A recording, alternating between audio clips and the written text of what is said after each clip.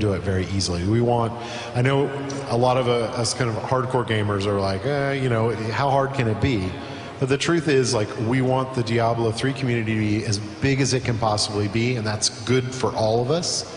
And if we can make the game really easy to get into and really easy to understand, that's a big barrier taken out of the way to be able to accomplish that.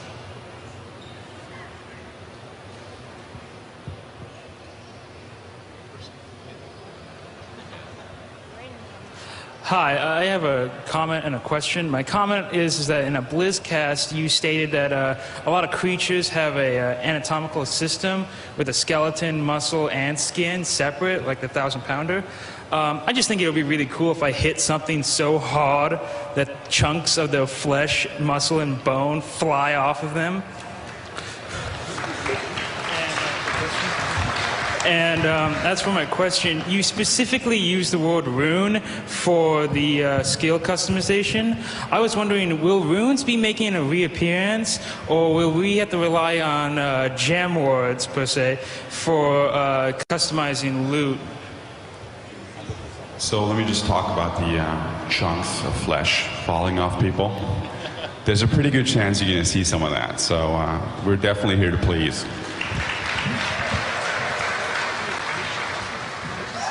So the question on runes.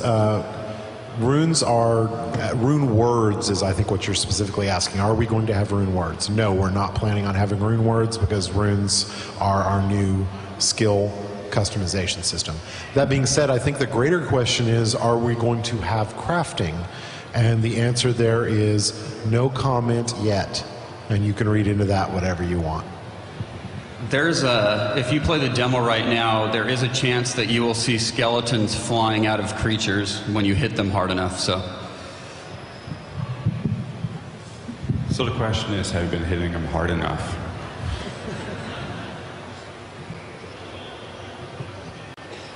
So my question is that music plays a big part in the Diablo series, and will in Diablo 3 have the different zones with their own tone and feel, and when can we get a sample of those?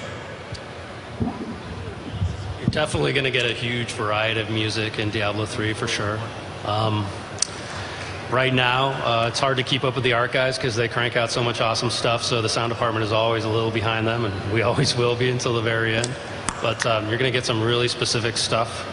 For now, you're only going to hear what we demo at the show, and we're going to release very little of it on the website as well. So you're just going to hear a smattering until we finally put the game out.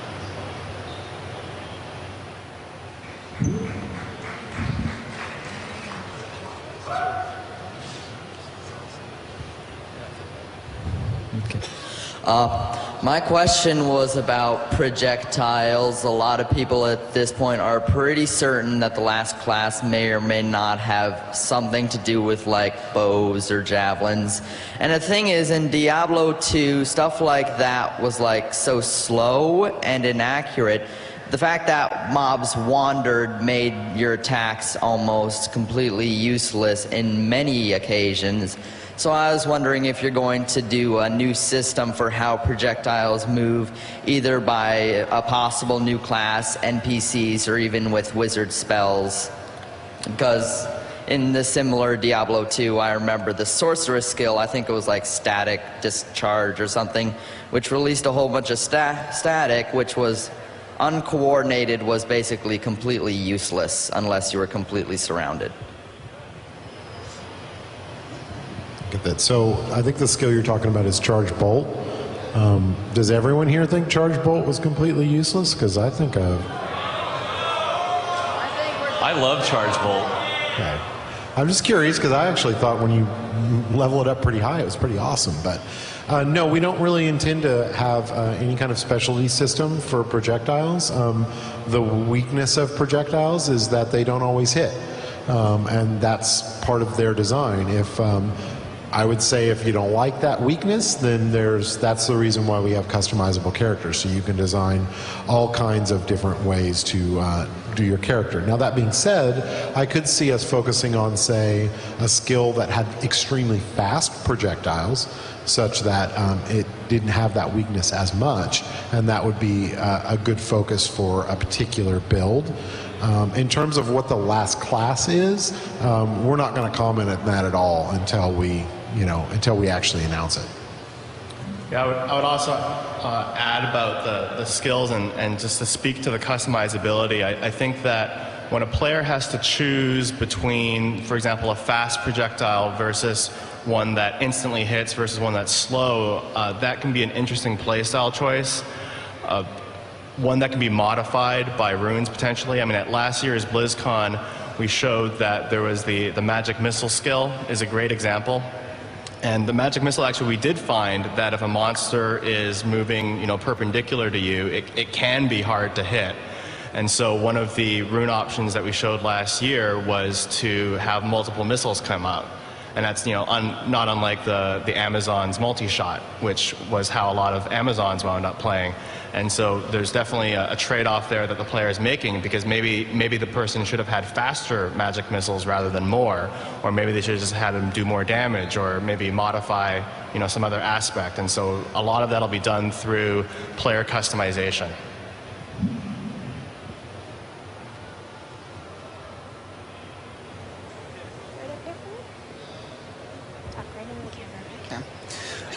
My question is regarding the skill trees. In previous Diablo installments, the skills of most, if not all, the characters seemed really reflective of PvE gaming experience, and we kind of had to get creative with how we used those PvE skills in dueling.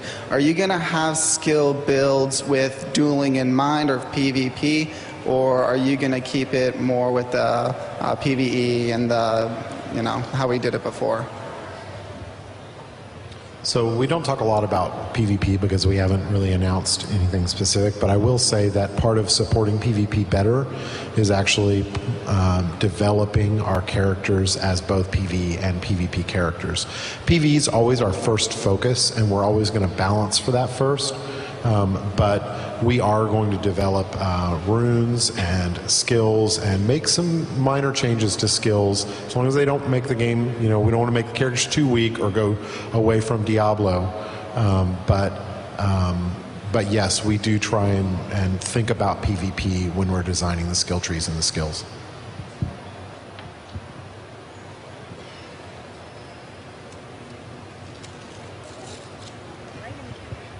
Hi guys. In terms of level design, with Diablo 1 it had a very confined feel that's helped to heighten the sense of urgency. Diablo 2 seemed to start out with a more open feel that then compressed down to a more confined feel as you reach the end game.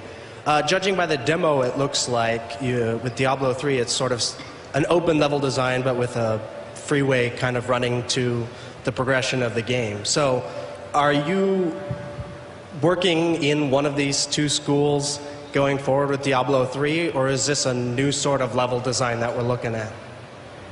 I wouldn't say it's that we're choosing any specific direction there for like Diablo 1 or Diablo 2. This zone is a pretty wide open zone. It's something that we wanted to put together and run through and see what people thought of that area. But I wouldn't say that stuff's going to be specifically more narrow or more open. It's just going to depend on, really depends on the story and where we think it's each level area is going and each dungeon is going. So I don't know if that answers your question.